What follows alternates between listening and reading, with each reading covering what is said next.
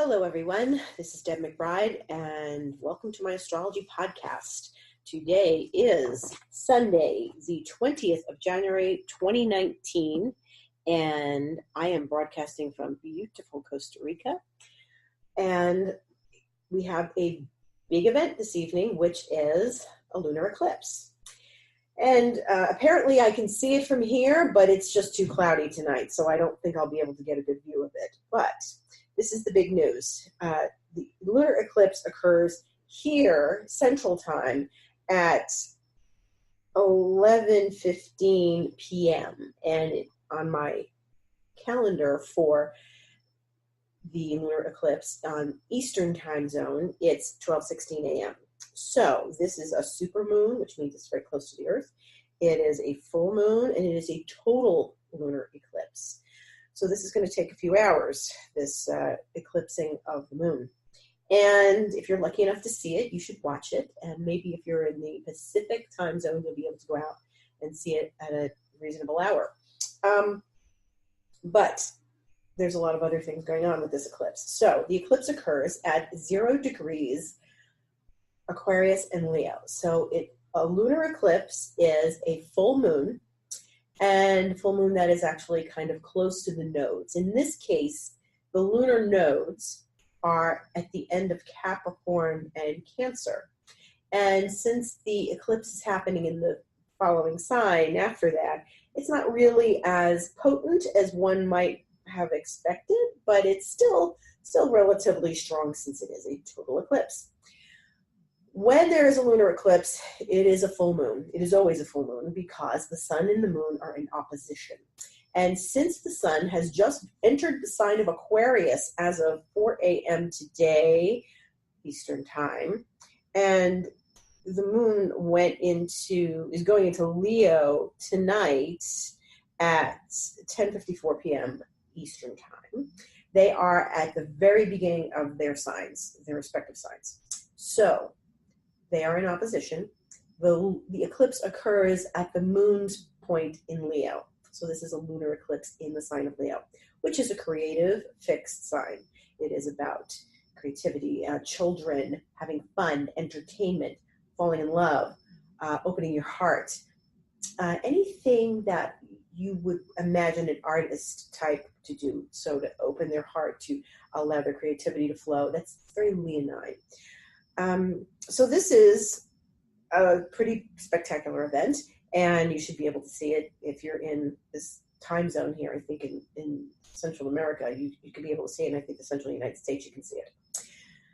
There's also an aspect that's happening with this eclipse, which is that it's squaring Uranus. Now, Uranus is the planet of chaos, genius, brilliance, surprises, unexpected events, breakthroughs. We like breakthroughs. And Uranus is getting ready to leave the sign of Aries.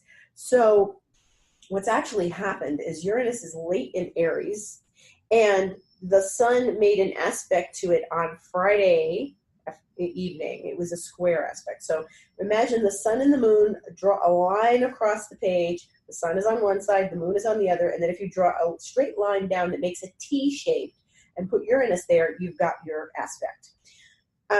What happens is that Uranus is still connected to these planets, and since it's an eclipse and it's very highlighted in our heavens, anything such as an outer planet touching these points is going to be particularly profound. So when we have the unexpected energy of Uranus involved, it can be exciting, it could be fun, it could be something that's rattling, and it's probably going to be all of those things. The moon was squaring Uranus earlier this evening. Actually, just earlier this evening, the moon squared Uranus. So the moon's already been in aspect with Uranus. They were aspecting that planet when they were earlier in Capricorn and Cancer. So the moon's last aspect today on the 20th, as it left the sign of Capricorn the sign of Cancer, before it enters the sign of Leo, is that it's squaring Uranus. And then what's going to happen is there's going to be this lovely eclipse. So Uranus, when it entangles itself with an eclipse, is usually highlighting some unexpected area or breakthrough in your life, or maybe there's a surprise. Maybe there's someone that turns up that you didn't expect, any unexpected event. And as I've said many times before, when you're dealing with Uranus, especially in a challenging aspect such as a square, which is a 90-degree angle, means that Uranus is sitting at a 90-degree angle from the sun and a 90-degree angle from the moon. So it's right in the middle of the two of them.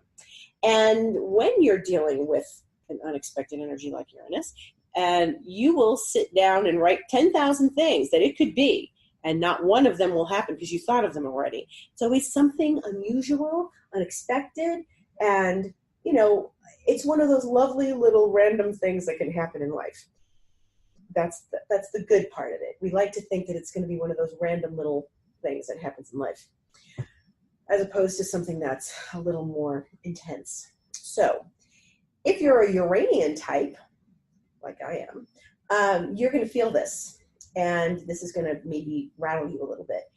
Now, I have to pause and say these eclipses that we've had, the one 2 weeks ago and the one that we're having today, this has been a really intense eclipse period, and I've heard a lot of people injured or traveling and having some injuries, or just having their own sets of complications around their own physical structure, because remember, we were dealing with Capricorn, a whole lot of Capricorn 2 weeks ago. And so Capricorn rules structure, it rules the bones of the body, it rules the knees, and we are dealing with some very structural energies here. So people are having some complications getting around. Like people are telling me, oh, I feel like an old person walking lately. I haven't been able to move lately. So getting around has been a little hard. Traveling around is complicated for people. And we've all had our share of eclipse energy. This is powerful energy. We're going to feel it. It's going to try to pass through our field, and that means our bodies might feel like they're getting stuck. And so just be aware of this. Try to do some good stretching, some exercise.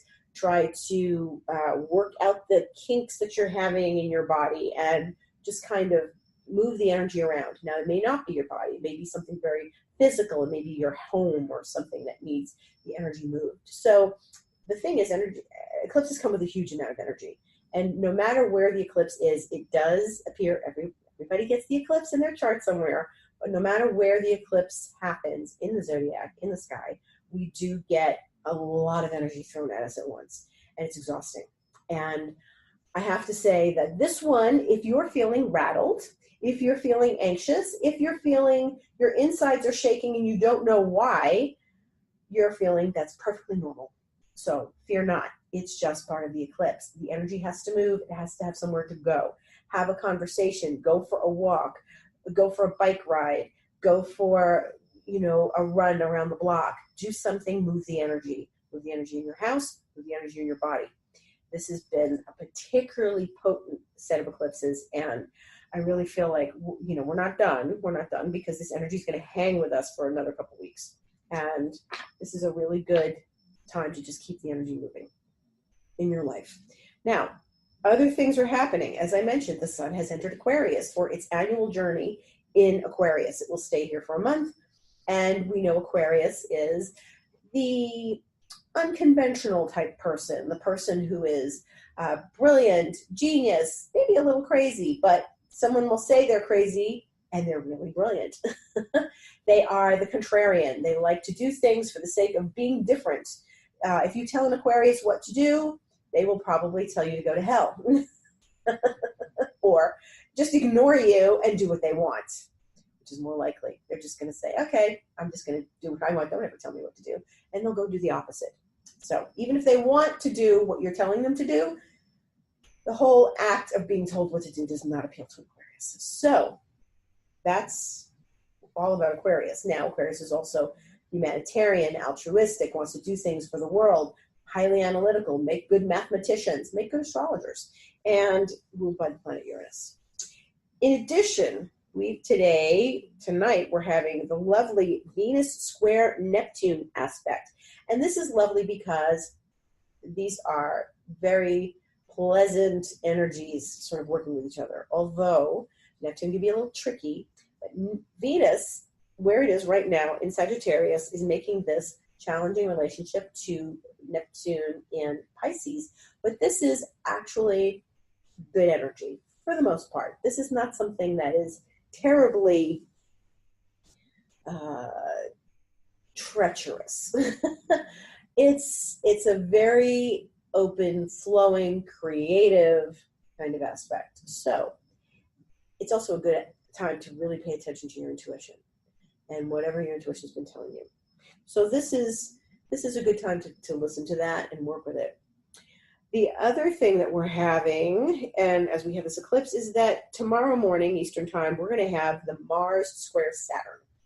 So that's a little grumpier of an aspect. And thankfully, we're having this nice Venus-Neptune to smooth it out. But Mars doesn't necessarily like to get entangled in a square with Saturn. So there's a lot of squares going on, which are challenges, which means we have to kind of compromise, we have to negotiate, we have to navigate our energies. And the Mars square Saturn, so Mars is the planet of action, the warrior planet, and it's in its own sign. It's in Aries. And so it wants to go and do and take action and make things happen. Saturn says, not so fast, buddy, because Saturn's in its own sign. So they're talking to each other and they're trying to decide who gets to rule the roost here, because Mars is not patient and Saturn says you have to be patient and you have to work this out and you have to have strategy. Now, this is an excellent aspect for coming up with a strategy. And if you need a strategy in your life, or you want to have a strategy in your life for some project or plans that you're making, then this is a great time to sit down with your pen and paper and come up with a strategy. Because there's probably something in your life that needs a little bit of thinking and thought and working out those strategic kinds of energies. Mars and Saturn are each in a really powerful place, and talking to each other in this kind of grumpy way is not really productive. So you have to find a productive energy here. You have to find a way to make this energy productive. And if you feel grumpy in your day or these next couple days, or you're feeling like injured in some way, emotionally or physically, then the best way to work with the energy is to just be productive. Just keep going. Just sit down with yourself, figure out what you need to do, what your strategy is, and just keep working. And, by the time you pick your head up from your work, the aspect will be over. Don't get entangled with rules and regulations and trying to break rules and break through the wrong kinds of rules. Mars can be very headstrong in its own sign, and Saturn's not going to let you do that. So just be careful, know the rules, and work with them. And then this week, we've got a lot of aspects this week. We've got a lot of activity this week. One of the best aspects we could possibly have happens on Tuesday the 22nd, and that is the Jupiter and Venus alignment. So Venus is joining Jupiter in Sagittarius, which it has for the last couple of weeks, and Venus is making a conjunction with the planet of good fortune, and that is going to be Tuesday morning, Eastern time, 7:26 a.m. Now, this is really a great aspect to take advantage of. This is a beautiful aspect. This is a friendly aspect. This is an abundant aspect. This is when, now conjunctions are blendings of energy, right? So Venus is our goddess, is our beauty, is nature, is the most splendid feeling of love and relationship and friendship. And in Sagittarius, she wants to embrace everything and go to see people in foreign lands and learn languages and study philosophies. And that's what Jupiter is bringing to her right now. So the two of them are blending together this week, and they'll stay together for a couple days. They'll be in this lovely arrangement. And it's such a great time to reach out to a friend, to take a friend to lunch, to see old friends, to connect with people, to make new friends, to meet new prospects in your life, to start new businesses, to go out and have fun. This is a really lovely, lovely time to connect with people. And if you don't feel up to that, because maybe you're still grumpy from the Mars Saturn, push yourself a little bit and you'll be glad you did. Because Jupiter Venus is not something that happens but once a year, and it's in Jupiter's sign. So this is a free-flowing, abundant, enjoyable, let's go out and have a good time aspect. And you should go out and have a good time. Do something fun this week, please. It's been really hard. We've all been working really hard. We've been in the season of Capricorn, which has been a lot of Capricorn energy, and all we've been doing is focusing on building and structuring and committing, and, you know, it's time to have some relaxation and fun. Then, on Wednesday, the 23rd, we have the Mercury square Uranus. So again, it's a challenging aspect.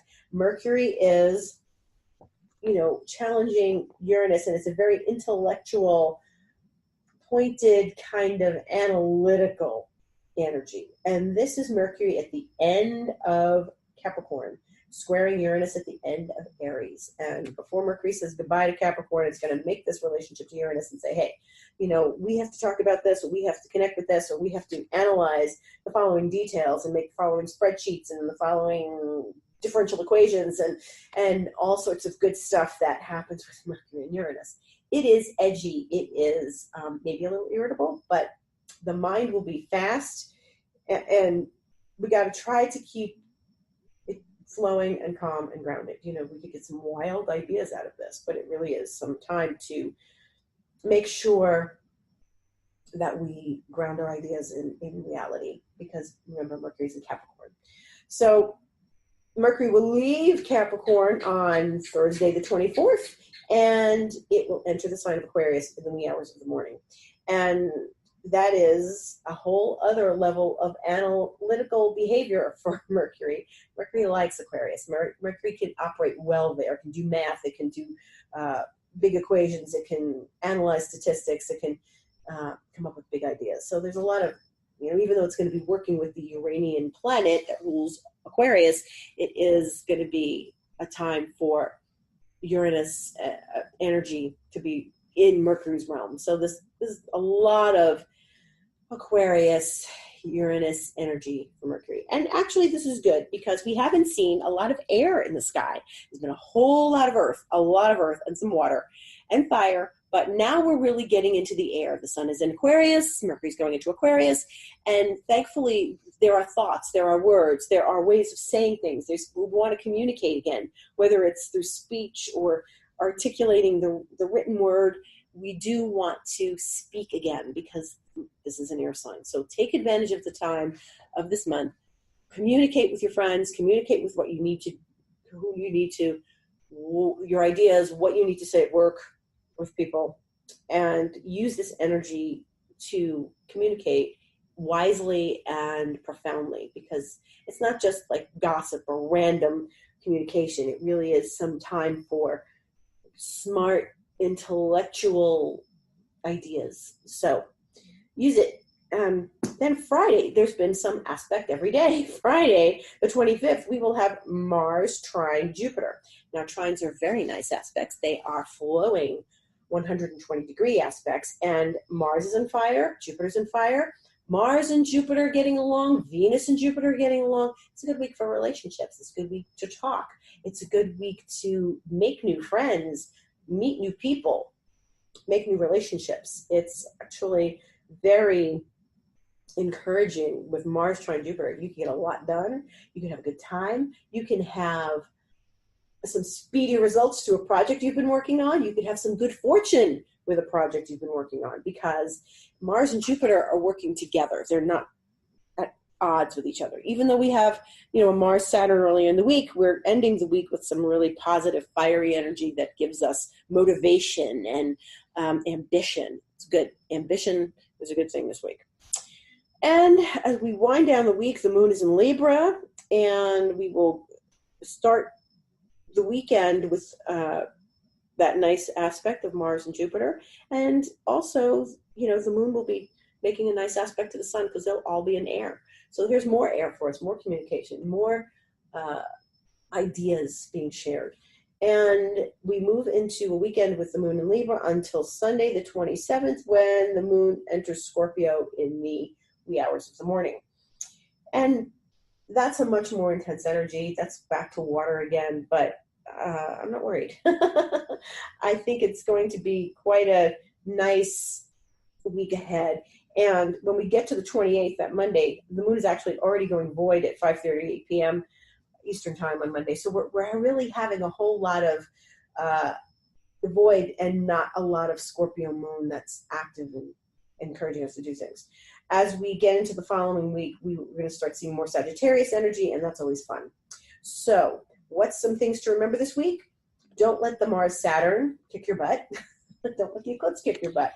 Use the energy wisely. Be smart, be proactive, be ambitious, but don't get sloppy and say things you don't want to come back to haunt you.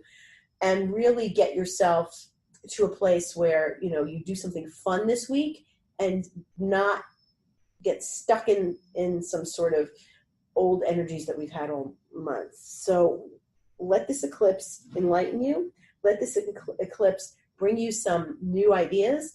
Collaboration with people is really good because remember, it's lunar, so it's one person across the table from the other. And we can use this energy to sort of move things along and be creative and have some fun. Let the sparks fly a little bit this week. Be a little wild. Don't be conservative. Mars, Saturn might want us to be a little conservative and not take a risk, but Mars is itching to take a risk this week or take some action. So I think this is a pretty good week. I think we've got some really nice aspects. The only times the moon is void is tonight. It's void for a little bit before it goes into Leo at 10:54 p.m. Eastern time. And then on Tuesday, it's void for a couple of hours in the evening before it goes into Virgo. And then Thursday, we've got void all day Thursday with the moon in Libra in the evening. But it's okay because it's a real day to kind of enjoy a lot. Venus, Jupiter will still be happening. You just have some relaxation that day. Don't do anything, new and start new projects or reach out to new clients and stuff. Start your day just enjoying it and just doing some routine things as it's void in the sign of Virgo. And that's the day that Mercury goes into Aquarius. So there's plenty of new ideas coming anyway to sort of work through. So that's the only real long void moon that we're going to have this week is Thursday. And really enjoy your week because this is one of those nice special weeks that we don't get very often. And it is important to pay attention when we have some good energy happening and take advantage of it. So this is one of those weeks. On that note, I thank you for listening to my podcast. I am Deb McBride. My website is debmcbride.com. I am available for astrology sessions, and there are also astrocartography reports available on my website if you are interested in purchasing that. My Instagram is @DebAstrology, as well as my Twitter is @DebAstrology. And I thank you for listening, and I hope you have a really beautiful week. Good night.